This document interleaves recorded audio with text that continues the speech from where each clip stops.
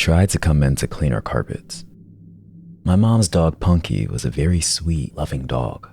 She was an emotional support animal but trained to be a service dog for PTSD before she lost her leg. I had never seen her get aggressive with anyone in the entire 12 years she lived. She never growled or nipped anyone, and she had no sense of smell, so she loved all animals and people. A real gentle giant among our little terriers at 60 pounds. Rest in peace, Punky. What I'm getting at here is that her barking at something and being aggressive was so wildly uncharacteristic that I only saw it once. At the time I was 11 and was at home with my siblings who were 2 and 6. My stepdad was at work and my mom ran up to the gas station to grab a pack of cigarettes. The gas station was only about a mile or so away from us. We lived in a 2-bedroom trailer in the middle of the woods on a dead-end road. You had to really make an effort to get down our road, find our house, navigate down our rickety driveway, and find the door. So, I'm sitting at the computer having a grand time watching YouTube when all of a sudden, all of our dogs, 2 Boston Terriers and 1 Chihuahua, perk up, begin barking, and start investigating down the hall. My siblings were napping in the bedroom at the end of the hall, so I figured they just stirred and scared the dogs. But then Punky sits up suddenly, stands on the couch, and puffs her chest out. Her ears are perked up, her fur standing on end, her tail straight up, and she barks loudly. I mean, the bark booms through the living room and echoes around. And all of a sudden, she lunges off of the couch and goes tearing down the hallway. I'm already on edge because I don't think I've ever heard her bark. Ever. She's a Basenji mix, so her bark is more of a baying sound. But this was a big, loud, alert bark. I stand up and go to look down the hallway, ready to fight off what I'm assuming is a shadow monster in the hallway based on how the dogs are acting. But then I hear it.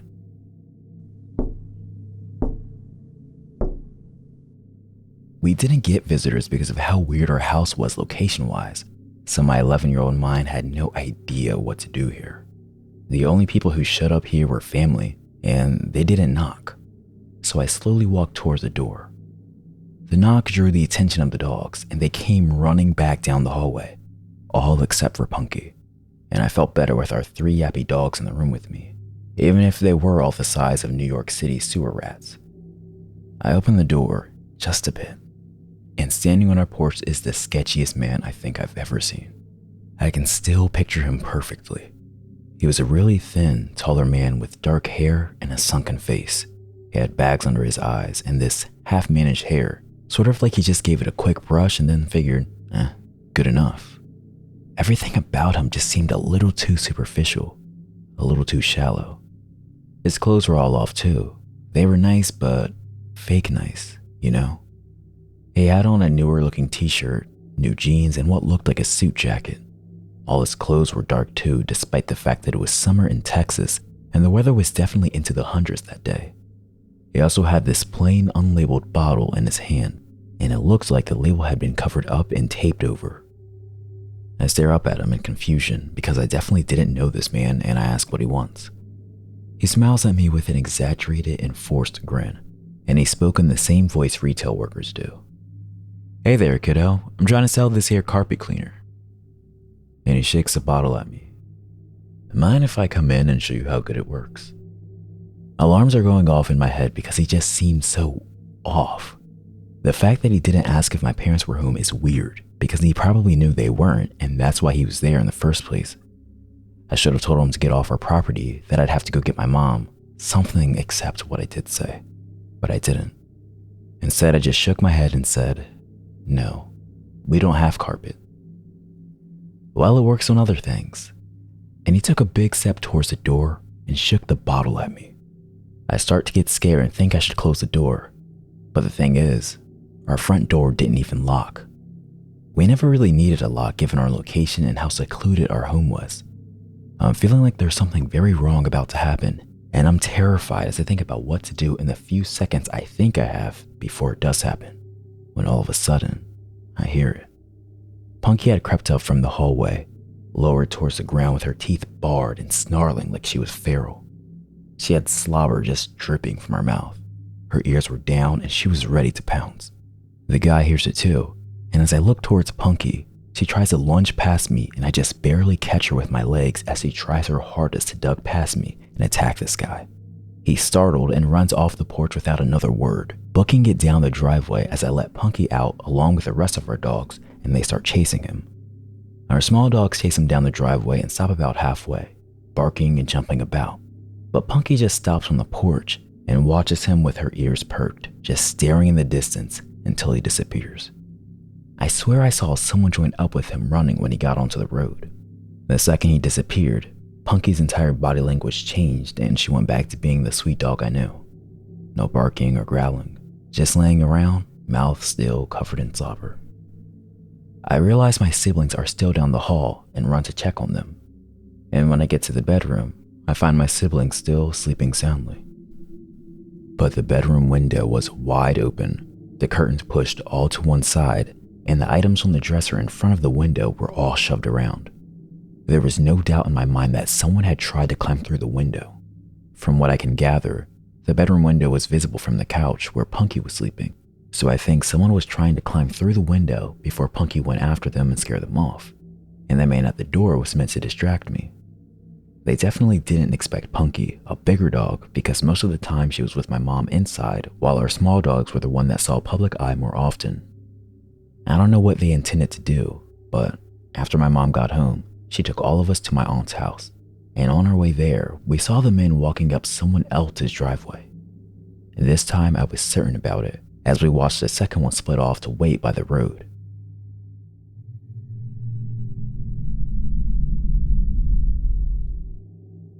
My dog may have saved me. This happened a long time ago, about 10 years or so, but I never forgot about it. I'm a woman and this happened when I was in my early 20s. At the time, I had a dog named Nina. She was a boxer. She passed away when she was 8 from lung cancer, and I still think about her to this day. Nina was very energetic, so I always took her on long walks around the neighborhood, usually at the end of the day around 4 to 6 p.m., so it wasn't too hot, but still had some sun out so it wasn't too dark either. The one thing you must know about Nina is that she loved people. She didn't really get along with other dogs, but every time she saw someone walking by us, she would wag her tail and edge closer to ask for pets. One day, we went on our walk as usual. Everything was fine for most of it. We saw a few other people walking their dogs and an older couple sitting in front of their house chatting. It was a calm day. But then when we were alone, Nina suddenly started growling. One thing I didn't mention, I hold a degree in study biology with a specialization in animal behavior. At the time this all happened, I was finishing college and I used to pay a lot of attention to my dog's behaviors and had quite a lot of knowledge on it because it was my favorite topic. Dogs can see movement much better than us, so things like an eyebrow raise or a little tension on the shoulders, they can easily pick up on. So of course a dog growling doesn't sound that weird. Nina did growl at other dogs and cats when she saw them, but this was different. It was very low, and all the fur on her back was standing up. Her entire behavior exhibited alarm. And then I noticed she was looking back while growling. I felt I should look behind us as well, and in the distance, about a block away, I saw a man. This was out of the ordinary and worried me because Nina never growled to anyone in the street before. She never stopped walking by my side or tried to pull away, but she kept this slow growl and kept looking at this man. I started to freak out and turned the next block. She stopped for a second, but when we reached the next corner, she started growling again and he was right there. He didn't say anything. His expression was serious, or rather emotionless. I tried to walk in unpredictable paths, but he was always there. I felt that he had to be following me. At some point, the distance between us drastically decreased, and Nina's growling was getting stronger. When I turned the next corner, I just started running while he couldn't see me. I ran to an area I knew was much more populated and busy with people walking all around. I stopped to catch my breath and looked behind me. I saw him in the distance. He was right at the corner where I first began running. He was just there, standing and staring at me. Nina leered at him, still on guard. After a minute, he turned around and walked away, and at that moment, Nina finally relaxed. I kept paying attention to Nina's behavior the entire way back to my house, but she was just her normal happy self. As to be expected, and thankfully, I never saw that man again, And Nina never behaved like that again either. Obviously, at this point, I'll never know who he was or why he was following me. But I definitely don't regret trusting Nina's instincts.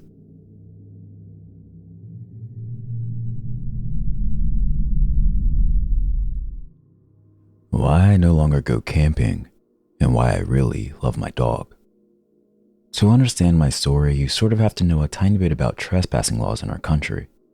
We don't have any, so long as you're respectful and non-destructive. You can walk over any hills you like, hike wherever you want, and in my case, camp on any beach of your choosing so long as you leave the area how you found it. I used to love camping when I was little. Our family would go multiple times a year with a large group of my parents' friends and their kids. On average, there were maybe 10 of us at a time, which was a bit of a logistical challenge since we always headed out to this one really remote beach on the coast. We weren't the only ones there though. There were always yachts bobbing just off the shore with people in them and other campers lining up and down the beach. Most of them also had children or teenagers, so it wasn't a wild party scene. It was very much an informal family holiday spot. There was even a small building with bathrooms and showers installed nearby, even though this was in the middle of nowhere. I guess the local council must have figured it out and got sick of people doing their business behind the bushes. We took a trip up in spring 2011. I'm really bad with dates, but I remember this because I got my dog the previous winter.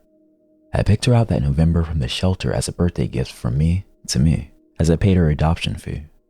So, let me tell you a little bit about Parmesan. Parmesan came to me as a 6-month-old puppy who had been rescued from a dogfighting situation. We're not entirely sure what breed she is, but my best guess is a Lurcher Staffy mix. She is a wonderfully well-tempered dog with people and most dogs, but you absolutely do not threaten her. She'll have you. So, by the time of this camping trip, I had Parmesan for a few months. She never went camping with us before, but as far as my family's concerned, dogs go on camping trips. So when we all piled into the car, she came too. Unusually though, none of the family friends could make it, so it was only me, my sister, my dad, and my mom. I didn't mind anyway.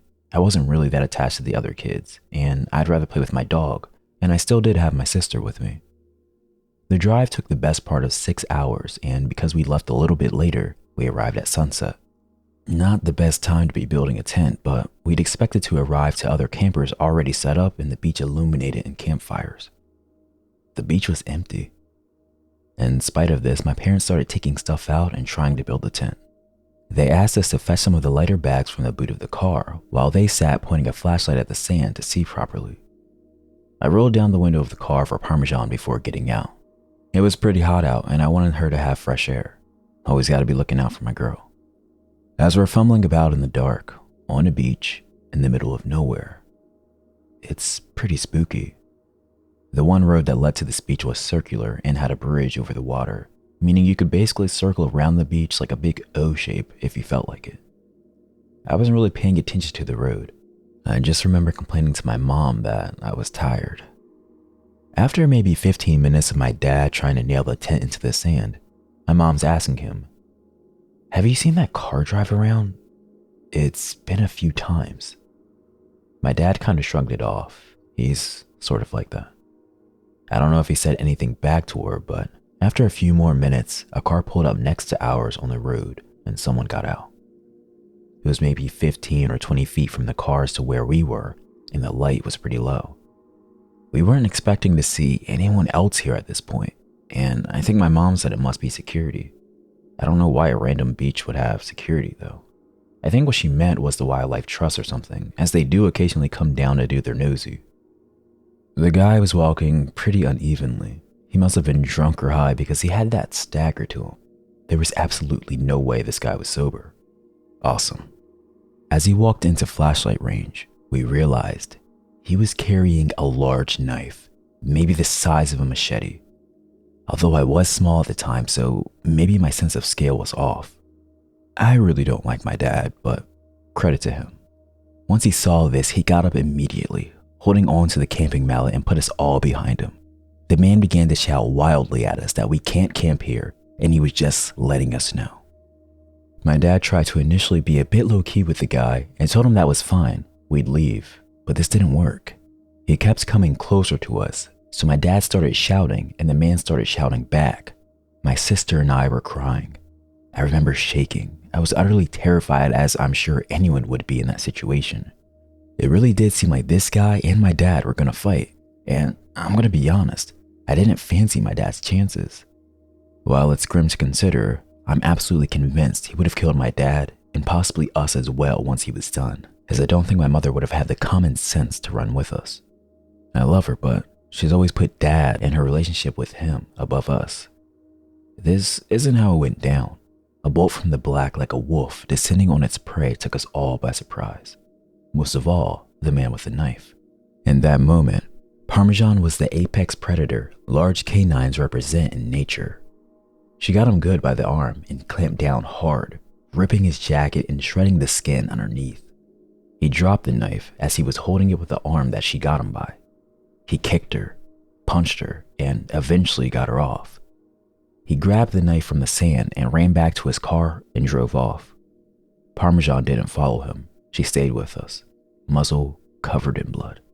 Quickly as we could, we gathered our things and all got back in the car, all pretty shook up by the incident. I checked up on Parmy, but she was okay. The car's window was much more open than I'd left it though. We think what happened was, when the shouting started, she must have put her paws up on the gap I'd left for her, as it was an older car and had manual windows, not the electric button. We think she must have been able to hit it with her paws to force it down just enough to squeeze out. Unfortunately, this is not the end of my story. We were all pretty scared, and since we had our dog with us, we couldn't book into a hotel for the night. My parents decided to just drive home so we could all feel safe, but first, we had to drive to the nearest town for gas as we were kind of low. I spent the time trying to clean Parmesan up a little. I'd always loved dogs, but what she'd just done for me blew my mind. As we drove into town, we came across a gas station, but it looked closed. My dad drove up closer to get a better look and stuck his head out the window to look at the sign. My mom asked him what on earth he was doing, and he told her he was trying to see when it opens. Never. My heart fucking sank. There was a van parked in the corner of the station, which was odd given that the gas station was out of service. Behind that van was the man with the knife. He was sitting on the hood of his car, using some tissue paper to clean up his arm. It looked pretty bad. Without stopping to refuel or look anywhere else in town, my dad drove right out of there. He decided to go to the next town over, but this was too far. The next town over was 60 miles away. We didn't have that much gas, we realized as we began driving. We were going to break down. That's fine, Dad said. We had roadside assistance. They'd come and tow us home or at least to somewhere safe for the night. Better than staying in that last town. After driving for maybe 5 minutes, lights flashed behind us. Another car. The same car the man had been driving. It was him, following us. He must have realized we were low on gas. The next half hour was one of the worst half hours of my life. I had a complete and utter breakdown, as did everyone really.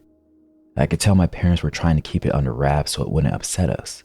I know we were kids, but we weren't really that young. We knew how dangerous this situation was. The man followed us for 55 miles before he peeled away onto another road. Our fuel meter was on the big red E for empty for the last 10 miles.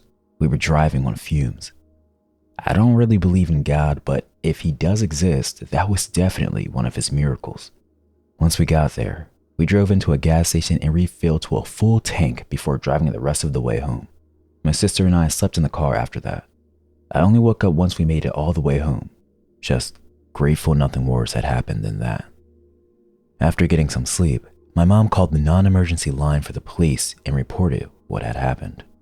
Apparently the woman she spoke to said they may contact her in the future, as the man matched the description given of a suspect wanted in relation to a murder charge.